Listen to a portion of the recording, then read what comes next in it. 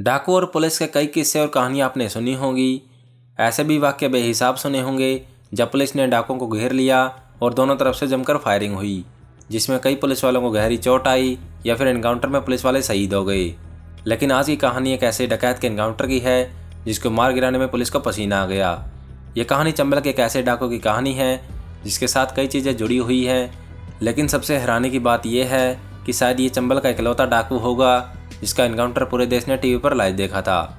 इस डाकू के साथ पुलिस की वो मुठभेड़ पूरे 52 घंटों तक चली और करीब 400 से ज़्यादा पुलिस वालों ने उस पूरे इलाके को कई घंटों तक घेरे रखा था। और इससे भी ज़्यादा हैरानी की बात यह है कि इस डाकू का एनकाउंटर करने के लिए उस घर के आसपास के घरों को जला दिया गया जिस घर में वो डाकू छिपा हुआ था। इस डाकू के बारे में ये बात पूरे चंबल में मशहूर है कि वो डाकू तब बना था जब उसकी बहन की आबरू लूटने के बाद उसे इंसाफ नहीं मिला, तो उसने बंदूक उठाकर चंबल का रुख कर दिया। उस डाकू का नाम था घनश्याम केवट। तो दोस्तों, मैं हूं अमित और स्वागत है आपका वारदात की अनोखी दुनिया के एक नए एपिसोड में। वीडियो शुरू करने से पहले आपसे गुजारिश है कि आप हमारे चैनल को सब्सक्राइब कर लें और नोटिफिकेशन बेल को ऑन कर लें ताकि आने वाली हर एक वीडियो की जानकारी आपके पास सबसे पहले पहुंचे।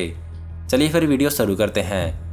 घनश्याम केवट उत्तर प्रदेश के चित्रकूट जिले के गाँव में रहता था। साल 2003 में उसी गाँव के एक शख्स बृजबान सिंह ने घनश्याम केवट की बहन की आबरू लूट ली। अपनी बहन के साथ हुई ज्यादती के बाद घनश्याम ने पुलिस वालों से इंसाफ की फरियाद की, मगर पुलिस ने उसकी गुजारिश को ज़्यादा तवज्जो नहीं दी।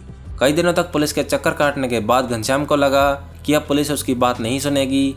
इसी बीच उसने ये बात सुन रखी थी कि चंबल के डाकू ऐसी मुसीबत में फंसे लोगों को इंसाफ दिलाते हैं, तो उसने चंबल का रुख किया। वहाँ उस वक्त का एक बड़ा डाकू था जिसका नाम था केशव। घनश्याम ने डाकुओं के सरदार केशव को अपनी बात बताई। केशव डाकू ने घनश्याम को अपने गैंग में शामिल कर लिया। डाकू के गैंग में शामिल होने के बाद घनश्याम ने सबसे पहले उस शख्स की रेकी करनी शुरू की जिसकी बदौलत उसने चंबल का रुख करना पड़ा था। और पहला मौका मिलते ही गैंग के साथ उसने उसके गांव पर धावा बोला और यहाँ से घनश्याम अपने हाथों से कत्ल करके पूरी तरह से डाकू बन गया। पहला कत्ल करने के बाद घनश्याम अचानक खूंखार हो गया। लूट, हत्या, डकैती, किडनैपिंग करने के मामले में घनश्याम का गिरोह पूरे चंबल इलाके में कुख्यात हो गया। कुछ अरसे बाद डाकुओं के सरदार केशव की मौत हो गई। तब घनश्याम के तौर तरीके और उसके बागी चेहरे को देखते हुए गैंग ने उसे ही अपना सरदार मान लिया। गैंग की कमान हाथ में आते ही घनश्याम करीब करीब बेलगाम हो गया और उसके नाम का आतंक चंबल और उसके आसपास के इलाकों में हो गया। लूट और हत्या के इसी सिलसिले में घनश्याम केवट का नाम पुलिस की नज़रों और डायरी में उस वक्त चढ़ा जब उसने एक ही परिवार के 4 लोगों को मौत के घाट उतार दिया। घनश्याम का नाम इस बात के लिए बदनाम हो गया, अगर उसने किडनैपिंग की और उसे फिरौती देने में किसी ने आनाकानी की तो उसने उन लोगों को भी मारना शुरू कर दिया। इसकी वजह से घनश्याम के नाम की दहशत से पुलिस महकमा परेशान होने लगा। घनश्याम केवट गैंग की ताबड़तोड़ वारदात की वजह से पुलिस ने उसके ऊपर 10,000 का इनाम घोषित कर दिया। इनाम की घोषणा के बाद अब घनश्याम पुलिस की आंख की किरकिरी बन चुका था, लिहाजा पुलिस उसे दबोचने के चक्कर में उसकी घेराबंदी में लग गई।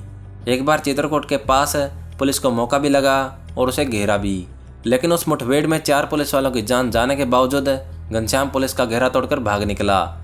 इसके बाद एक बार फिर पुलिस ने घनश्याम को चंबल में घेर लिया, लेकिन सातिर दिमाग घनश्याम इस बार भी पुलिस को चकमा देकर भाग निकला।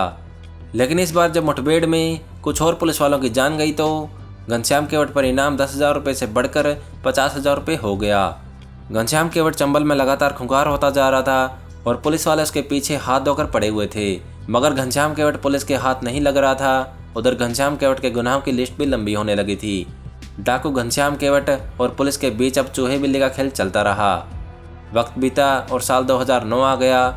जून के महीने में पुलिस को अपने मुखबिरों से इतला मिली कि घनश्याम केवट अपने साथियों के साथ इलाहाबाद के जमोली गांव के पास डेरा डालने वाला है। पुलिस ने जल्द ही पूरे इलाके की घेराबंदी करवा दी। पुलिस वालों की टीम को पूरे इलाके की घेराबंदी के लिए तैनात कर दिया गया। इसके अलावा पुलिस ने अपने शार्प शूटरों को भी जगह जगह इस हिदायत से तैनात कर दिया कि किसी भी सूरत में डकैत यहाँ से बचकर नहीं निकलना चाहिए। पुलिस एनकाउंटर की तैयारी कर रही थी। उधर घनश्याम केवट को भी पुलिस की घेराबंदी की खबर लग गई। घनश्याम जिस गाँव में छिपा हुआ था वहाँ ज़्यादातर कच्चे मकान थे, लेकिन उसी गाँव में एक पक्का 2 मंजिला मकान था। घनश्याम ने फ़ौरन उस मकान पर धावा बोला और मकान मालिक को घर से खदेड़ कर उस मकान पर अपना कब्जा कर लिया। इस जल्दबाजी के चक्कर में घनश्याम केवट अकेला ही रह गया। उसके साथी गांव के दूसरे हिस्से में रह गए। लिहाजा घनश्याम केवट ने उस मकान की दूसरी मंजिल पर एक ऐसा कोना तलाश लिया जहाँ से बैठकर वो पूरे गांव पर नजर रख सकता था। पुलिस को भी घनश्याम केवट के पक्के 2 मंजिला मकान में छुपे होने की खबर लग गई। लिहाजा पुलिस ने मकान के चारों तरफ घेरा मजबूत कर दिया। ये सब कुछ 16 जून की दोपहर को हो रहा था। चारों तरफ से घनश्याम को घेरने के बाद पुलिस ने उसे ललकारा और सरेंडर करने को कहा। थोड़ी देर तक खामोश रहने के बाद अचानक घनश्याम ने पुलिस वालों पर फायरिंग शुरू कर दी। डकैत की तरफ से फायरिंग हुई। फायरिंग के बाद पुलिस वालों ने अपने कदम पीछे खींचे। दोपहर से शाम हो गई, लेकिन फायरिंग की आवाज़ से पूरा गांव दहलता रहा। घनश्याम के पास पीने का पानी था और एक देसी राइफल के अलावा सैकड़ों कारतूस थे। ऐसे में वो अकेला घनश्याम कई पुलिस वालों पर भारी पड़ रहा था। एनकाउंटर जारी रहा। सूरज डूब गया तो अंधेरे में छिटपुट फायरिंग की आवाज़ के बीच जैसे तैसे गाँव वालों की रात कटी। अगले दिन सुबह से ही फायरिंग का सिलसिला शुरू हो गया। घनश्याम को लगातार पुलिस पर फायरिंग करता देख पुलिस अफसरों को लगा कि उनके पास मौजूद पुलिस की गिनती इस डाकू का मुकाबला करने में पूरी तरह से सक्षम नहीं है। लिहाजा पुलिस अफसरों ने आसपास के तमाम थानों की पुलिस को मौके पर आने को कहा और पूरा इलाका घेरने की सख्त हिदायत दे दी। देखते ही देखते 5 जिलों की पुलिस फोर्स ने उस गांव का रुख किया, जहां पुलिस की एक अकेली टीम घनश्याम डाकू की गोलियों का सामना कर रही थी। यह खबर उत्तर प्रदेश पुलिस के कई सीनियर अफसरों तक पहुंची और उन्होंने भी उसी जमोली गांव का रुख किया, जहां पिछले 30 घंटों से गोलाबारी चल रही थी। करीब 400 पुलिस वालों की पूरी बटालियन ने उस गांव को घेर लिया। हैरानी की बात यह थी कि गोलियां लगातार चल रही थी और वो भी दोनों तरफ से। पुलिस ने एहतियात के तौर पर पूरा गांव खाली करवा लिया। दूसरे दिन यानी 17 जून को दिन भर की गोलाबारी में लगभग 4 पुलिस वालों की जान जा चुकी थी, जबकि 3 बुरी तरह से घायल हो चुके थे। इसी बीच देखते ही देखते उस गांव में पुलिस वालों के साथ साथ मीडिया के ओबी वैन भी वहां पहुंच गए और अब पूरा एनकाउंटर टीवी पर लाइव चलने लगा। सुबह से शाम और फिर रात आ गई, लेकिन एनकाउंटर ख़त्म नहीं हुआ। 18 जून की तारीख आ गई और 36 घंटे से ज़्यादा वक्त एक अकेला डाकू 400 पुलिस वालों पर भारी पड़ता दिखाई दिया। टीवी पर चल रहे एनकाउंटर की वजह से जब पुलिस की इज्जत पर आंच आनी शुरू हुई तो पुलिस के आला अफसरों ने खतरनाक फैसला लिया। जिस मकान में घनश्याम छिपा हुआ था उसके आसपास के कच्चे मकानों में आग लगा दी। प्लान ये था कि आग से गिरा होने के बाद जैसे ही घनश्याम बाहर निकलेगा तो उसे गोली मार दी जाएगी। करीब 8 घंटे तक घनश्याम लगातार गोलियां चलाता रहा और पुलिस वालों का मुकाबला करता रहा। 8 घंटे के बाद घरों में लगी आग खुद ब खुद बुझ गई, मगर घनश्याम पुलिस के हाथ नहीं लगा। 8 घंटे के बाद फिर भी गोलियां चल रही थी और यहाँ पर 18 तारीख भी गुजर जाती है, यानी पूरे 2.5 दिन एनकाउंटर होते हुए गुजर चुके थे। पुलिस अपनी नालायकी और अकेले डाकू के हौसले से परेशान हो चुकी थी।